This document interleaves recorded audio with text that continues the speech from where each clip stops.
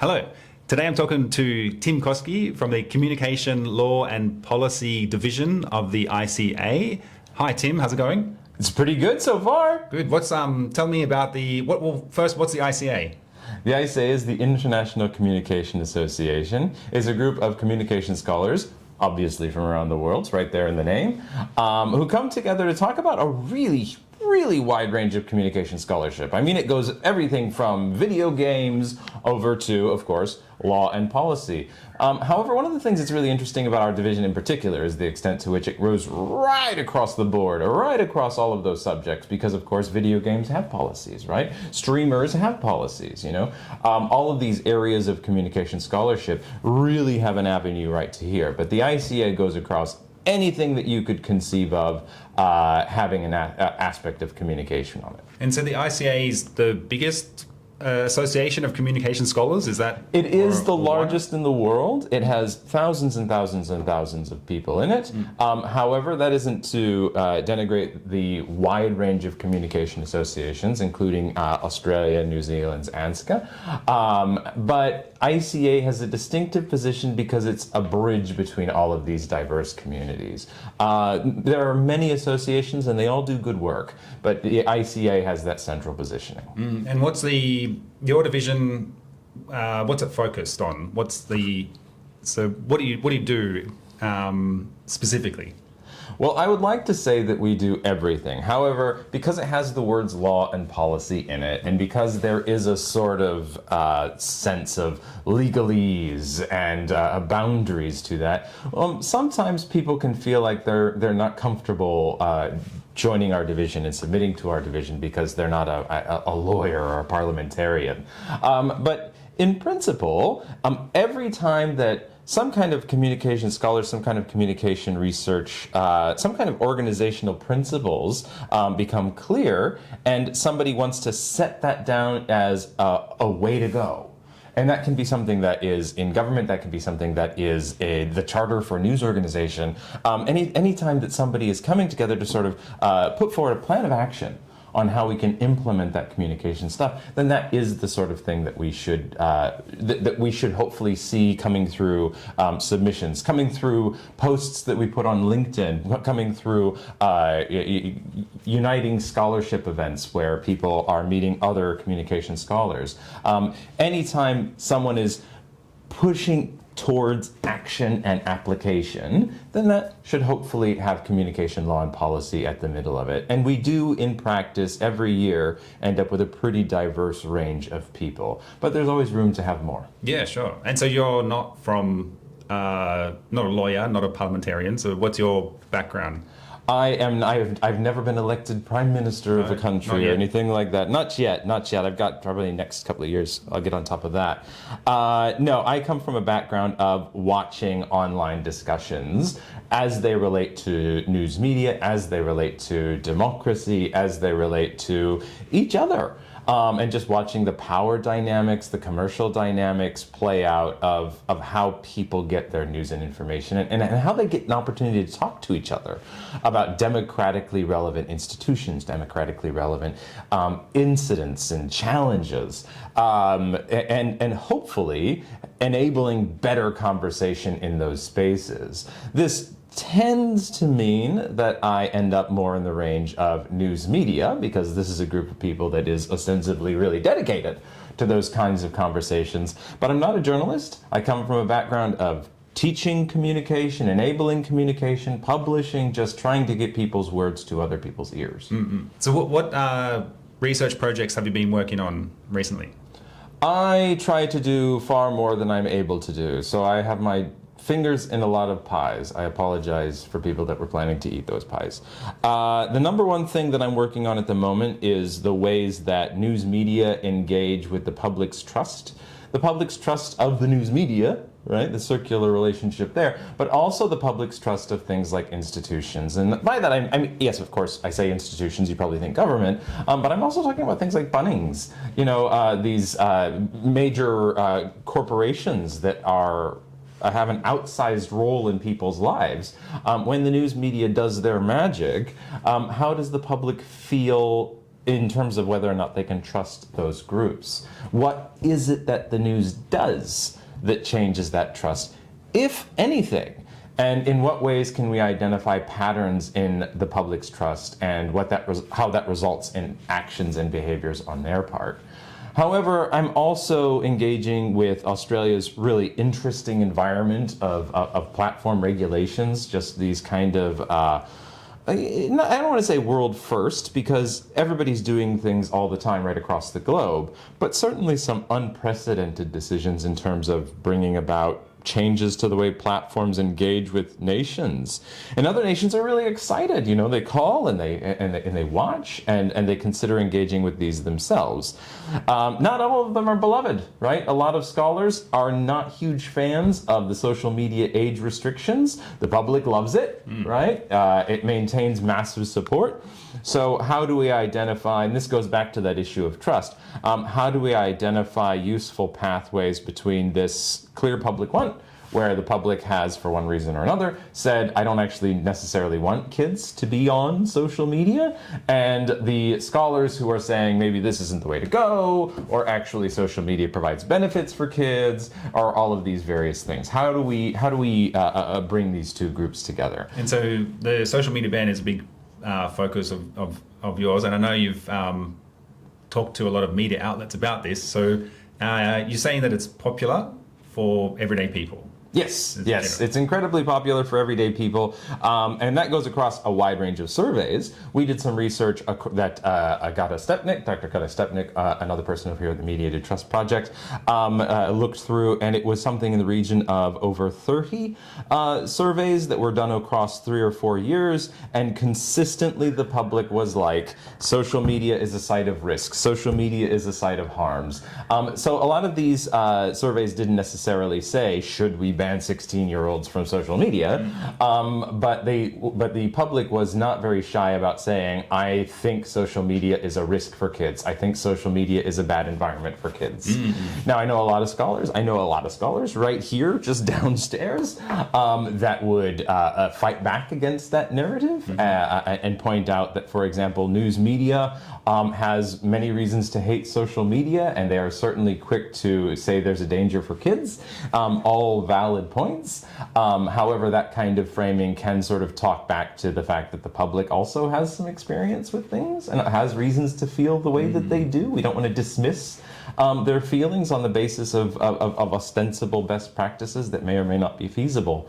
So yeah, that has gotten a lot of attention across the board because the public has one sense, and then the policymakers, the scholars, obviously the corporations themselves, have another. I worry, looking across democratic discourse, particularly in online environments, that this disconnect between the public saying they want something and then this big group of experts saying, no, you can't have your candy, is maybe driving some of the populist turn that we're seeing towards people that are promising simple solutions, because every time the public raises an issue, something that they want, they keep getting told it's too hard. Or it's what you want isn't really what you want. And you can understand how the public would feel about that. Particularly in this case, we're talking about parents. Parents are already under more stress than a lot of other groups of people, having to navigate more waters than your average person does because they have to navigate the environment on behalf of themselves and someone else. So you can understand their frustrations, but it is obviously important, and I definitely agree with scholars that it should be driven by good evidence-based analysis, that we should work from the data that we have. But whether or not that means we have to do nothing until we have certainty, I get very nervous about that. So that makes me a frequent target for various things. Because people feel that you don't hate it passionately. I don't hate it passionately Therefore, you must enough. love it or something. Exactly, you know. exactly. And what about trust with mainstream media? So Australians don't really trust mainstream media, news media. Is that Would you say that? Well, the scholarship, and this isn't my scholarship yet, we are conducting surveys, and what we found is surveys are weird. So it's basically been a discovery about surveys. The preliminary results about the surveys are actually that the public, by and large, doesn't distrust the news. But the way you phrase the question changes everything in just really dramatic fashion, right? So that sort of rethinks many of the things that we say. But some research that was not done by me, but instead by scholars that are associated with scholars here, is that often the public has a constructed concept of what the news is, and they can say you can't trust the news. But then, according to our prolific survey fellow here, George, when you dig down and you sort of say, do you trust the news that you look at? They'll say yes. So then the question becomes, then what is it exactly that you don't trust? This it's just this amalgamation of everything, every news that some politician or another has outlined as being bad. In that case, there isn't actually a way to necessarily fight back against that, because that news is this chaotic construction of things I don't see. Yeah. And so what would be a better question if, do you trust the news? Is that just a bad question? I think that one of the ways that we could consider this is, instead of thinking about that latent attitude that the public may or may not actually have towards a thing that they may or may not understand, instead come from a position of, what does the public need to feel good about their democracy, to feel good about the functioning of their social system? What kinds of news, what kind of information do they need? And what's it going to take to make sure that the intermediary that goes between that information and how that information gets to them is someone that they can feel good about, someone that they can trust, and someone that gets paid to do it by one way or another, right? Not relying on ad hoc volunteer sources of information that are easily hijackable by anyone who has an ulterior motive. It could be commercial or otherwise. How do we get people to rely on good intermediaries, right? So I think the focus on confidence and attitudes, that's definitely an aspect of how we choose the intermediary we use. But a bigger part of it would be to say, okay, how can I get you that intermediary that you need to help you understand things better? Yeah. At which point, trust becomes a valuable tool, but it's not the ultimate crisis, right? It's not the center of the problem. So is news the problem? The word news, is it better just to ask people, where do you get information that helps you make decisions, or something like that? No, I like news. I like information. I think you can do a little dictionary tag if you try and chase other words. I think the bigger challenge that we have is the extent to which we have allowed maybe not necessarily such good actors to infiltrate our communication system, and focusing specifically on deconstructing our established traditions of finding information, identifying credibility, identifying useful sources. We can find this a lot on platforms specifically, but it predates platforms quite far, where there's a group of people whose message is, you can't trust, right? Now, this isn't to say that trust is the problem. This is to say that this is a group of people that says that thing that you use, that news and information system that you use, is no good. If we could find some way, and I do not have the magical answer for this, but if we could find some way to hold people accountable for this relentless stream of deconstruction, where they don't propose any actual solution, right? All they do is say, stop trusting the people around you. Stop relying on the people around you. Stop using news. Stop using information, this superpower that humanity has. Stop relying on this. That is a group of people that specifically and categorically seeks to disempower the public, right?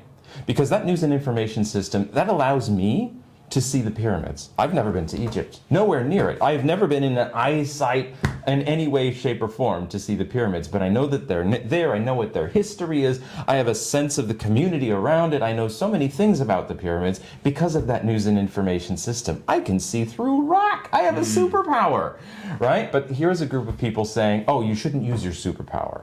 And this quite often is a group that is taking power from that negative message. So that is a really awful environment. Now, there is another aspect to that, and that is that in many cases, those information systems that people rely on do have some really significant problems. The medical community has real messaging problems, real research problems. If you look at the the crisis of retractions, where studies just don't hold up when you reproduce the situations. So that is a problem. We do need to address it. Academia has a huge problem in how we verify our results. Those problems are all there. So again, I'm not trying to say that the public is wrong for seeing things the way they are, but we can say that this is a group of people that seeks to gain power by offering no solutions, offering no constructions, offering no benefits to people apart from making them distrust everyone around them. That's problematic. And ways to address this can be through policy or through like legal amendments or something. Absolutely right. I think that there's an aspect to which, and when you say policy, we're not necessarily talking about in the court of law, right? When we say policy, we're talking about, for example, community discussion groups. Yes, we are talking about the platforms and what the platforms do and the ways they try to evade responsibility and accountability. That's just written large. In the case where Australia, for example, pursued X for violating a code that it helped create. So this is a group of people that is allergic to accountability. But it also means those sort of place by place, location by location things where we're governing the way we do our communication at work, in our neighborhoods, in our houses. And those are policies. Right? Those are policies. Yeah. It doesn't have to come from the Prime Minister's mouth. And just going back to your division from the ICA, which is? Communication Law and Policy. Communication Law and Policy. So I was thinking, so if communication scholars join the ICA, they can join the division. But is it valuable for more than, say, communication scholars to join? I mean, is there people from other disciplines that join the ICA? Well, the ICA is, like I said, an absolutely enormous community, right? We have computational science scholars who are not ostensibly communication scholars, but because they work with things like AI, which I also work with AI, then they have their own division, they have their own groups of people, and I don't know if at the moment any group should be more involved with communication law and policy than those scholars taking a look at computational approaches to communication. Many groups have communication as a central concern. Medicine is communication. So people studying medicine could benefit from joining the ICA. Could benefit. I mean, when you have a major role as a medical provider that goes beyond being a general practitioner for individuals, if you're heading departments at a hospital, or if you're a secretary of health in the government, it's all communication. Right? The second you step away from the individual patient, and in many cases in those consultations with individual patients, you're in the environment of communication. So obviously within ICA, there is a health communications scholarship. And so I'm with the Faculty of Law at UTS, and my research is about journalism and YouTubers and things like this. Would I benefit? Oh my God. I should become a member, right? You are, yes.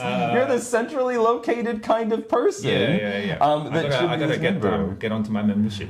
I don't know that any group is necessarily more aligned outside of lawyers and parliamentarians, than news media people that are the intermediaries for all of these things. Yeah. So health communications has to talk to the news, right? Computational science people often have to translate that stuff through the news. So yeah, news is at the middle, right? It is that Bordusian cultural intermediary between all of these bodies. Yeah, Coldry's media meta capital.